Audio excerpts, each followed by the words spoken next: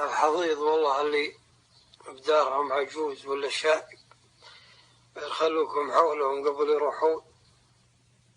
هالأيام شفت لي واحد معه أمه كاشت بهالبر وضاقت بالدنيا، تذكرت ما يمتي اطلعوا بنوسعوا صدورهم يوم الغنيمة واتركوا الناس يولون، ما بنافعينك لن تتكشت بهم ذول ولا مغير ياخذون غريفك. الناس لن تتكشت بهم ما بنافعينك ولا مغير يسبونك لقفيت ولا والله ينفعونك، يبون هالقدور يلحسونه. اكشتوا بحالكم يوم الغنيمة وبروا بعيلكم ووالديكم. هم اللي والله بيهم والله من الحسايف تطقك لراحة.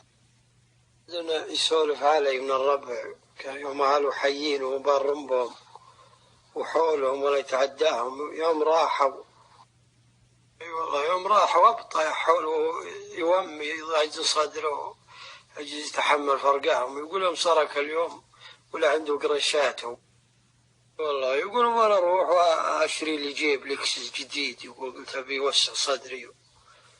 اي والله. يقول مر القالي كل واحد لقيت لي ولد من هالجذعان يقول معه ميمت امه سبيل. ويقول يوم نظرت زوله يقول ولا تسنى زول امه يقول سنة مجاوله وتسنى والله. يقول يوم شفته ولا تلقي شايف انه ميمت يقول ودى لي دموعاتي امسح دموعاتي. يقول اروح لامه واسلم عليه.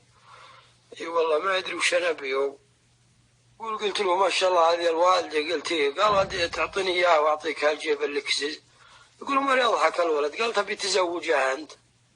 قلت لا ما أنا متزوجة، لكن اللحظة اللي انتبه ذي أمك عندك أنا لو حصل لي شريتها بفلوس الدنيا كلها.